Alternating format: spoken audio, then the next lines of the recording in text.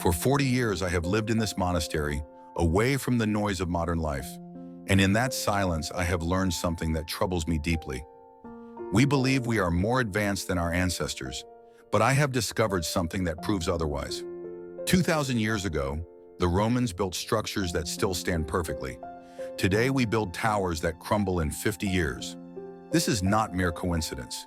This is a message about how we have lost something essential, not just in how we build, but in how we live.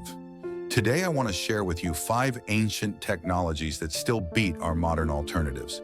But more importantly, I want to share what they teach us about life itself, because each one contains a wisdom we desperately need to remember. Technology number 1, Roman concrete. Let me start with something remarkable. In 2023, MIT scientists finally solved an ancient mystery. They discovered why Roman concrete is stronger today than when it was built. 2,000 years later, it is getting better, not worse. Meanwhile, our modern concrete begins to fail after 30 to 50 years. Why? Because the Romans understood something we forgot. They didn't rush. They used volcanic ash mixed with lime, and they understood that slow curing creates strength. They waited. They had patience. In our monastery, we have a saying, "The bamboo that bends in the storm survives. The rigid tree breaks." The Romans knew this. They built structures not for show, but for centuries. Not for profit, but for permanence. When I walk through this monastery, built in the 1400s, the stones are strong as the day they were placed. The modern office building next to us, built in the 1980s, already needs repairs. This teaches us something about our priorities. We have optimized for speed, but the ancients optimized for lasting value. Which approach serves us better? Technology number 2, ancient aqueducts. The Roman aqueducts did something our modern systems cannot do. They moved water across impossible distances using only gravity and intelligent design. No pumps, no electricity, no chemicals, pure water, following nature's own laws. In my monastery, we still use water from an aqueduct built in 1327. It has never failed.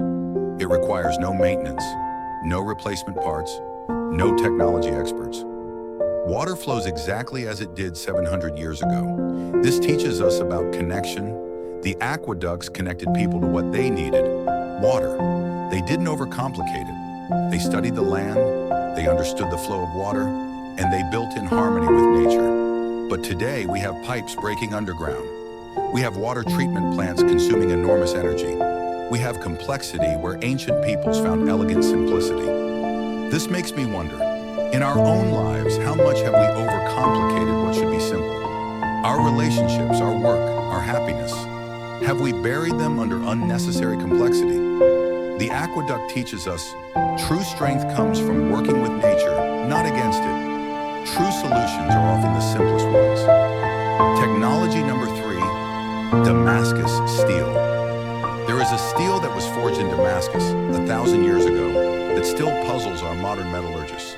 These blades were so strong, so perfectly balanced, that a single blade could outlast entire armies. The secret? It was the intention behind every strike. The craftsmen who made Damascus steel weren't rushing to fill an order. They weren't optimizing for maximum production. They were meditating with the steel. They understood that what you pour into your work becomes part of what you create. We know this now through modern science. The stress patterns in the steel, the crystalline structure, all of these are affected by the intentions of the craftsperson. Yet somehow we forgot this lesson. In my monastery, we have a craftsman who still makes tools the ancient way. When he forges a knife, he does it with complete presence. He is not thinking of money or fame. He is thinking only of the knife becoming what it is meant to be. Those knives are masterpieces. They hold their edge for decades. Meanwhile, mass-produced knives from factories, filled with distraction and hurried production, they dull within weeks. This is the deepest wisdom. What you create, you become. If you create with rushed intention, you become rushed and shallow. If you create with presence and care, you become someone capable of lasting beauty. Everything you touch, your work, your relationships, your words, carries the imprint of your attention. Technology number 4, Ancient navigation. The ancient Polynesians could navigate across thousands of miles of open ocean without any instruments. They read the stars, the water patterns, the behavior of birds.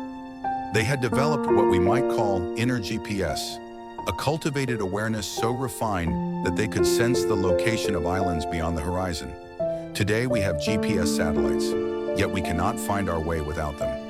We have developed external technology so sophisticated that we have lost the internal technology of awareness and intuition. This troubles me profoundly, because this is what we have done to ourselves. We have outsourced our wisdom to machines. We have forgotten how to listen to our own inner knowing. The ancient navigators spent their entire lives cultivating sensitivity to the world around them. They trained their perception, they developed trust in their intuition, and they could accomplish what seems impossible to us. Survival experts still use these ancient methods today. Why? Because they work. They require no batteries, no satellites, no system to fail. They only require presence, attention, and cultivated awareness. In your own life, have you lost this? Have you become so dependent on external solutions, notifications, advice, constant connection, that you no longer hear your own inner wisdom? The universe is still speaking to you. But have you learned to listen? The ancient navigators teach us. The answers you seek already live within you. Your only task is to quiet the noise long enough to hear them. Technology number 5, natural materials.